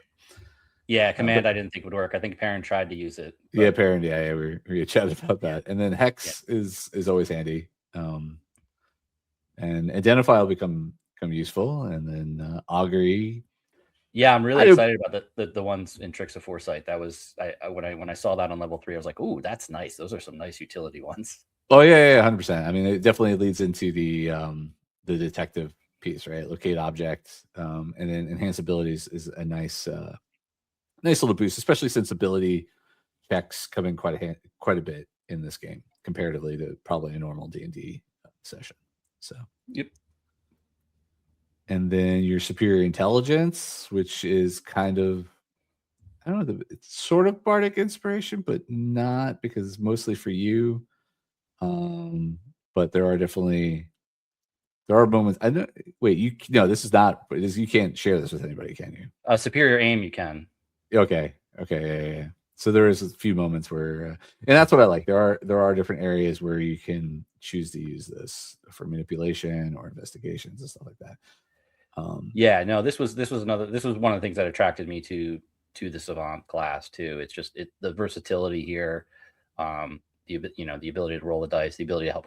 The one thing that I think is somewhat annoying because we're playing, like in a VTT, is the superior aim. It's like when a creature you see that continually makes an attack, you can make a reaction to expend it before you see the result. But like by the time I say, "Oh wait, I'll give you the superior dice," somebody might have already clicked it. So yeah. Well, I mean, yeah. I think we just need to make people aware that you have this ability. Yeah, just so when we're going for like the killing strike or whatever, I can. Yeah, it's always it's one of those things that's tricky. I mean, I don't think it's just with the VTT. I think it's also even at a table. I've seen it where people get a little bit ahead of themselves, right? And they get excited about something and they're going to do the thing. But you can like wave them down, like wait. Yeah. The tricky part with D&D is the abilities where you have to do it before a roll, right? Yeah. The ones that are great are the ones where you can do it after the fact, because they're the easiest ones to adjudicate as a DM. The ones that are like, okay, well, you have to do this before you roll or whatever, the blind rolls, which are cool. But again, if nobody knows like the tricky part, especially with a new system or a system where we have a few unique things that are only to us and not like regular D&D, is nobody knows about your ability. They don't even know about their abilities, right? Like honestly, I'm doing this I'm walking people through this on purpose so they could be like, oh, I didn't even know I had that, which has come up a couple of times. Or I didn't know it could do that thing. And this is just so like, again, hopefully like at the beginning of a combat or whatever, you can call out like, hey, I have this thing, and it's also good for me to know because I can keep an eye on it as well. Right. Like, again, keeping me honest about your abilities is kind of cool. So this is now you're moving into the mastermind. Go on. At one comment I would have just mechanically for the previous one, is it's awesome that the dies improve, but I would almost prefer it to be like an additional bonus on a D6 because it reduces the swing value of it, which might be intentional. That's intentional. Okay. That's intentional. No. So in this system, the die increase, the swing is intentional. Okay. Yeah. It's not. Yeah, I know you're looking for like the hard. If you want hard, you get magic items, right? Like a +1 gun gives you a +1 to attack and damage. There's no swing, right? Like it's a definitive amount. Yeah, no, the swing's intentional. Because it adds to the anticipation, right? So when you get a 1, you're like, oh. But when you get an 8, you're like, yeah, right? So it's. I just think at like level 15, it would be really annoying if I'm like, I'm gonna add a D12 to your roll and I get a 1. Oh. Well, that's just kind of that's again. That's. No, I mean, I know there should be some swing. I just feel like it almost should be like, I don't know. Yeah, that's the give and take of a die system that between 1d4 to 1d20, right? Is that. Okay. There's other things. There's other things. And I'm not. Yeah, I mean, I know you guys have thought through this. I was just saying that that was my. Oh no, of course, everybody loves guaranteed damage or whatever. That's what your proficiencies and your strength bonuses and all your other stuff adds to, right? Yeah. And then you got these spells that are coming, and then superior planning, right? So this one was kind of cool, right? So this now lets you. I don't know why you wouldn't do this on every roll, but and this isn't. Oh, I guess I still don't know why you wouldn't do this after any roll. I guess if you didn't have any superiority die left, but the fact that you add this to your check, and then whatever it is adds to your AC. I mean, that's the best part of it is the swingy bonus to AC that you're going to get there, right? So yeah. No, I agree. But once again, limited to 4 dice per day. I mean, I burned through all 4 of my dice in that combat versus the automatons, insects. So it's true, but you get it after a short rest, right? Yeah. A short rest. So short rests are easy to get if you can just get people to stop. And right now, the way our pacing goes, which may change, obviously, because again, like I said, we've been doing 1 combat and then some stuff, and it's a milestone, and you go up a level. Now you're moving from 3rd. You'll be moving from 3rd to 4th. There'll probably be a couple combats, and then some stuff, and then a milestone. So, yeah, short rest will probably come into play a little bit more. Also, the other thing is like I'm still trying to learn y'all's pacing, and it really seems like in a 2-hour session we can get through half a day. Usually, right? So it takes about 2 sessions to get through a full day's worth of encounters and things like that. So I think we might be able to pace that up as we get more familiar with the things we're rolling, and we're not constantly asking you, wait, what do I roll for influence projects again? But I don't think it's going to change much. I think we'll just end up happening is we'll end up padding that with more role playing conversations and stuff like that. So I think I don't mind it. I actually don't mind it. It's just I just have to be acknowledging of the fact that like, oh yeah, there's a good chance that this is most likely going to be. If I plan everything to be 2 days and it goes a little bit faster, it's okay. But like, I think I just need it because there was one time where I was like, we're gonna get through this whole day. No, I think it didn't happen. And then this is kind of neat. Also, the ability to kind of just have a item that you can produce that you may have already had on you, kind of thing, right? The idea is it's the whole like foresight kind of thing. Like I knew that I would need this, and so here's this item that I have hidden away that I didn't even know consciously. I just slipped it into my pocket when I was leaving the house. So yeah, exactly. Yeah, any kind of thing. So that's pretty fun ability. Look forward to seeing that come into play as well. Is there anything else? Oh yeah, one more. And this is neat. To kind of just basically now at this point in time, you should not have any trouble. At least like initially being able to figure out something, or pull on a knowledge or a skill that you didn't necessarily have in your repertoire. It's not a proficiency. Oh no, you have proficiency, so you'll have proficiency with it. So any of the tools that you don't have proficiency in yet or whatever, when it comes up, I could, I'd be like, well, it'd be better if you had this skill. You could be like, well, I do have that skill. Why? Don't do that. I hate you thing. All right. Back to the beginning. So I was a big fan of this when I saw it. I was like, oh yeah, it's cool. That gives you just more flexibility skill wise. Yeah. To kind of be able to address. And also encourages you to go off by yourself more often because you don't necessarily have to have the person who's has the skill. Yes, exactly. Yeah. So maybe we should have thought that one out more. No, I think Shadow City sets us up well to handle those kind of things. So it's not as big of a deal. Yeah. Well, I think All right. that'll help with some of my skill rolls for influence that are at a negative, right? So I get proficiency in them. One of them. Oh yeah, in that moment you would get a proficiency in it. Yeah. So it can 100%. offset some of that. A little bit. So Little it's bit. a little bit better for you. Yeah. So we're gonna dive into your spa day with the last bits we have with our and it's not a spa day. And so the Wednesday evening ends with everyone kind of going off to their rooms and getting ready for their spa day. That's not a spa day the next day.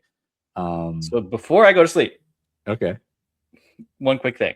Yeah. After Perrin goes to bed, Ignatus is going to find a crate somewhere in the house and bring it and put it into the temple or the chapel. Oh, okay. Leave it there. Okay. Start refilling it in there. Just one box at a day. one. Just one. Okay. One box a day. Yeah, that's fine. I think that's great. Yeah. You're doing that at the same time. Eston's doing the same thing. He's like, no. Eston would have somebody else do it. So you actually look and you see that there are more boxes in there. Like nice. Yeah.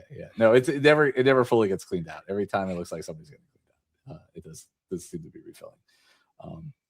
So, and then then I go to sleep. And then you go to sleep. All right. And then the next morning you get you see a letter as per before slid under your door that's addressed to you, and you see it's in Miss Dreadmire's handwriting. Do you open it? Do you? Yeah, I'll get up and open it. Right. Inside is a invoice like before, the kind of light items, all the things that you've done for the family, like mechanical pest extermination, spoken on behalf of the family, blah blah blah blah blah, and then an allowance of $120. And there's $120 in the envelope. And then there is a note written by Miss Dreadmire, which asks you to come see her when you have a moment. Okay. Well, Ignatus is going to get dressed. Going to go down and get his coffee because he's non-functional without his coffee. Sure. So, and then after he has his coffee and is mostly done with his coffee, he'll go find Miss Dreadmire. So, and Miss Dreadmire is organizing the staff, and they're off and about and doing their things, and the union members have kind of returned and are back to work. There, she's not focusing on them because they have their own foreman to do those things. And she sees you and she's like, yes, Master Ibis, son. It's good to see you. It's good to see you. How are you doing this morning? You were looking for me? Yes. Eston has sent the rest of the family members and those of the household to speak with different members of their societies or groups or so forth, in pursuit of bettering themselves. I have noted that you hold a particular skill set, not too dissimilar to my own when I was younger, and was thinking that perhaps, if you wish, I could tutelage you in the finer arts of being one of a keen mind. Ooh, intriguing. I did not know this about you, Miss Dreadmire. I would love to learn anything from you. This is, yes, my pursuits in life. And while my teacher had particular ways in teaching me, I will basically, if you were up for it, the next couple of days, we will go over the finer things of what it means to be of a strategic mind. Intriguing. Definitely something I'm interested in. Excellent. Then let's get started. And then she basically takes you to you've been in Eston's office before, but never like spent much time in there, right? And like, oh, unless you didn't tell me you're sneaking around Eston's office. But she goes about and there's a number of files and books and things about the household there. It's not a full library, right? There is a library, but it's not. I was going to say there's a separate library, right? Yeah. There's a larger library that's not been updated or kept, so it doesn't have the full functionality of a library. But Eston does have a number of books and files, and especially about the family and things like that. And she just kind of goes over and makes some notes of the. So there are a number of things that may seem to others to be not so exciting aspects of what we do, but for us, knowledge is key. And so she points to like an encyclopedia set, right? And she's like, here you can get base knowledges of things that you may wish to call upon in the future that maybe come in handy. You won't know all the intricacies of said skills or abilities and things like that, but you should be able to recall enough if you read over these tomes to know what is going on, enough to be effectual in the moment. Long-term skill will take more study and refinement or whatever, but that is not. We are smart enough that we don't need such things of academia anymore. And she points to the books, and it's kind of leading to that ability we were just discussing, right? Your ability to call upon different things. This is for the next few days, we'll be studying these books, these letters, and going over your relationship to the family, things like that, for you to. She's like, you do realize, Eston cares very deeply about you. He sees your grandfather in him, in you. He mentioned that once. I didn't know my grandfather that well, but I'm curious about that. Well, yes. See, well, in time it'll come out, so you might as well know now. Your grandfather is you are not a cousin in the sense that you think you are a cousin to the family. You are actually the cousin of Eston's grandchildren. You are the grandchild of Eston's brother.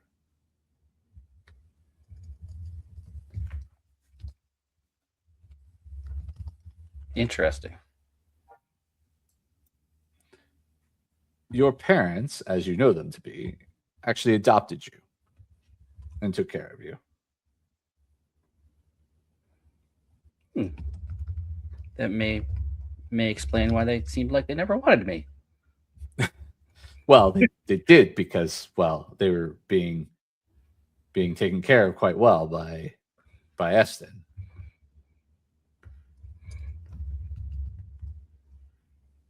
I was not aware of that. I'd always wondered why they sent me off, but to a very good school. True, but the school was fairly strict, and I'm not sure I was really a good fit for it. We rise to the occasions, right? Sometimes the challenges that are put before us are there to test us. True. So yes, your grandfather is Frederick Skye.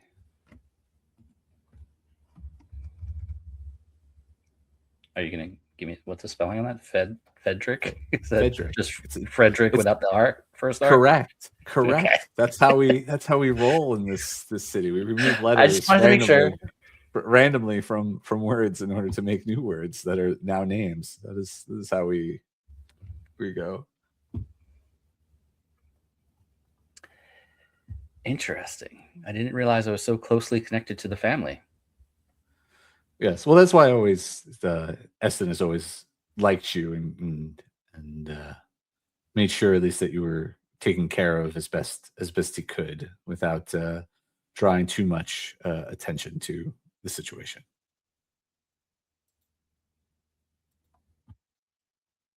Ignatus is just kind of slowly processing this information. Sure, of course. That would be expected.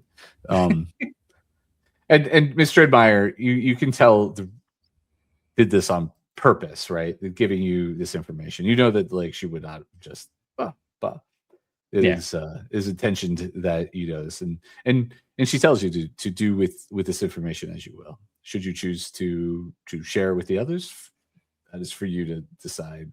Eston will not make no announcements as such until you choose to say so.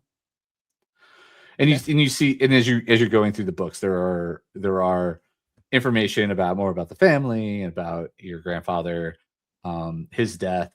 He did die in a duel, so that's like when he was very young, 19. But the information around that is somewhat obfuscated, or not fully available. But with time and effort and research, if you wanted to look more into that or any of the other dealings, like so that makes Eston your great uncle, and your great aunt was the Marguerite, who and so again, same thing. There are lots of, like, in Eston's office, there are a number of texts and so forth about the family. You can even find out about your great grandparents as well. But that seems to put you, when you see those documents, they put you off a little bit because they were very heavily involved with the church, like extremely involved with the church. So you see a lot of documents that are stamped by the autarch and by the church itself, and even like contracts and formalities with the church, with both funding the church and support of the church. Now, does that apply to all the grand siblings, or is it just Frederick and Marguerite more, or Eston is involved too with all that stuff? Like, I'm trying to see if there's a different association with the church between the siblings. There are different associations with the church. So when you look into it a little bit, you see your grandparents were very heavily, right? Like devoted. You even see remarks of not just the chapel, but other spaces within the household that you haven't seen, that were devoted to the church as a whole. And then you do see records of, like, and Mr. Edmeyer even points out, like, a lot of around the household, lots of not artifacts, that's probably the wrong word, decoration and decor that could be attributed to the church, that are like long-standing or whatever. The Marguerite, the sister, your grand aunt, was involved with not so much with the church, but more with the government, right? Which are kind of one and the same, right? So it's just, the church can exist outside of itself, right? Whereas the government is both the church and the government, because it's an autocracy, right? So yeah, she leaned more into that. You also see that her husband, who is a movie producer, originally a theater owner, and then moved into a movie producer, created a lot of propaganda films and so forth for the I'm sure that's probably not, they probably don't call them propaganda films, but you being a member of the cult of Tenebris can literally see that, like, these films. In fact, having been, at least the pamphlets and the literature that you get from the church or the cult basically call some of these things out as obvious propaganda against, because they were either films that spoke out about the other countries and the countries that you're at war with as Vesipon, but also the cult and those that believe in the cult, creating a pseudo scare against against those members and so forth, right? So while not outright calling for their deaths or locking up and so forth, it's enough. They're generated enough to create a wariness of those who are members of the cults or believe what they believe in. So little satanic panic, if you will. while I'm looking through this, I'll kind of casually mention to Miss Dreadmire. Miss Dreadmire's still there, right? Yeah, of course. Yeah. Just casually mentioned to her, like, Eston mentioned that some of his notes he kept were unreadable. Is that something I can learn how to read some of those notes? Or is that something that he keeps private? It is something that I believe he could choose to let one read. So yes, in time you would probably be able to read those notes. And then she points to the there's a wall that's very, or I won't say it's a set of the bookshelves that are very neatly organized, and they all have the same like book binding to them, and same spine and everything. It's actually, but it's the writing on the spine is in this. You can't. You assume they're in order. Oh, maybe that's not it. What's odd here is that again, for all of Eston's eccentricities, being in his office, you do get the sense that he's actually a very organized individual, and not as like disorganized or eccentric as like his, again, how he puts himself forth when he's out and about in the. And so you see a very structured system. Now, whether that's the influence of Miss Dreadmire or himself or whatever, but this is Eston's office, not Miss Dreadmire's. Miss Dreadmire is simply in here with you, but she does leave you alone to your own devices. So it's not like she's constantly watching you or whatever, right? There's a trust level here that is there. But I think that trust level is just because the things that Eston does not wish you to observe or understand are not observable or understandable at the moment. Apparently.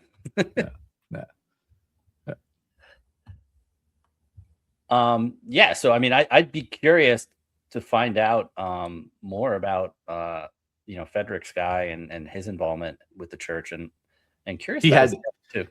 Yeah. So he had no heavy involvement. He was 19 when he passed. He was not studying in the church or whatever. But we said that the Frederick, Eston, and Marguerite. Yeah. Huh?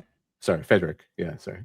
Frederick, Eston, and Marguerite were all, they all went through proper Bibles, like school study. No, it's not Bible, but school study, church study. They went through like all the rituals and processes to be, proper members of the church as children, right? Their parents saw to it and everything like that.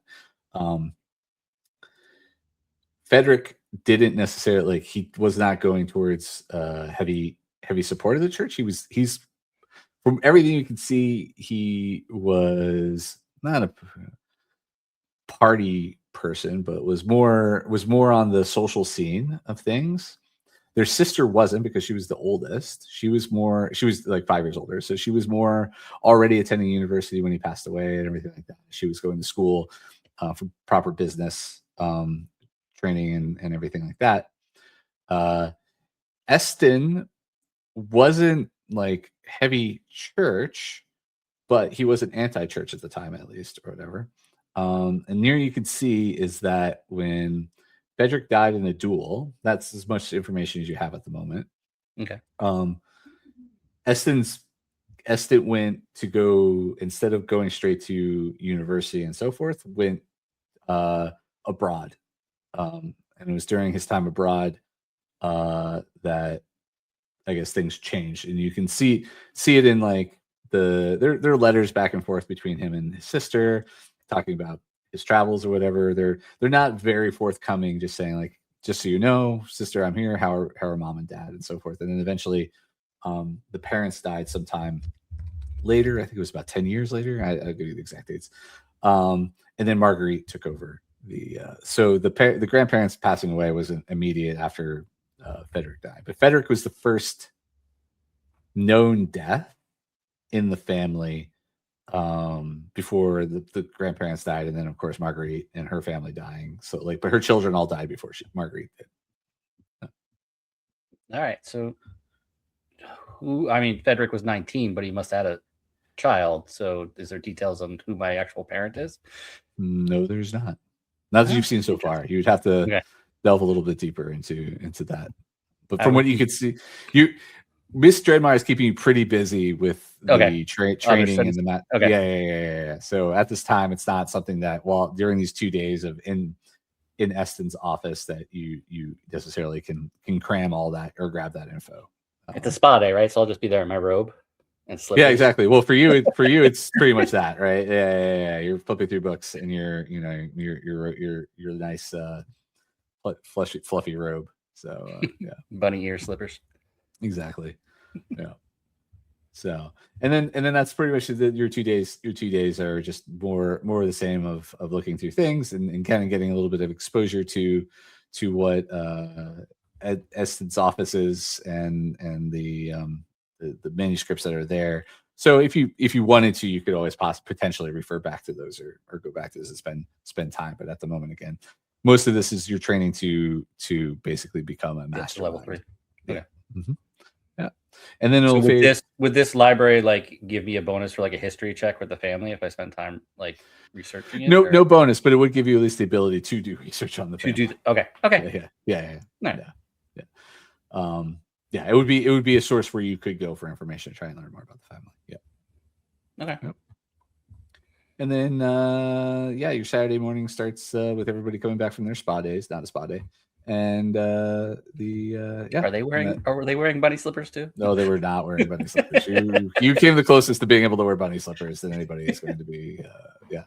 So, but before we head out, how about you again? Let us know who you is. We can't find you on the interwebs, and anything else you like to call out before? I am I'm Matt Walsh. You can find me on most socials at Matt P Walsh. Resolving 1 or 2 of them now because they apparently I had the wrong name, so I'm renaming a few things. But anyway, I'm out there, but you're more likely to find me every Tuesday on Shadow City Mysteries. That's right, and we'll be back on Tuesday for Saturday morning. So this was Thursday and Friday for Ignatus and for everybody else, and Saturday will be Tuesday nights at 9 p.m. But in game Saturday morning will be when we'll be picking up with everyone. Ignatus always likes fun Saturday night on the town, so I'm excited. And before I head out, I want to give a shout out to all the folks behind the scenes that help make all this awesome stuff happen. So game design and writing, Stephen Cheney and Brandon Stoddard. Tarot design and writing, Rabbit Stoddard. Character design, Adam Schumpert. Tarot and symbol design, maybe that works, I'm not sure. Tarot and symbol design, Luana, Zahra. And graphic and UI design, Fleur, Sciortino of the Wanderer's Tome. I am the Christopher Mifsud, the game master and host of this today.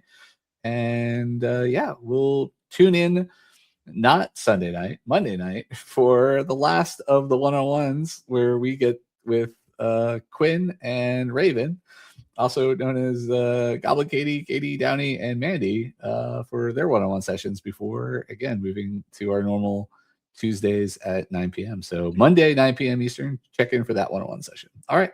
Thank you, everybody. Appreciate your time, and thanks for being awesome. Thank you, everyone. I hope you enjoyed your Saturday night mats.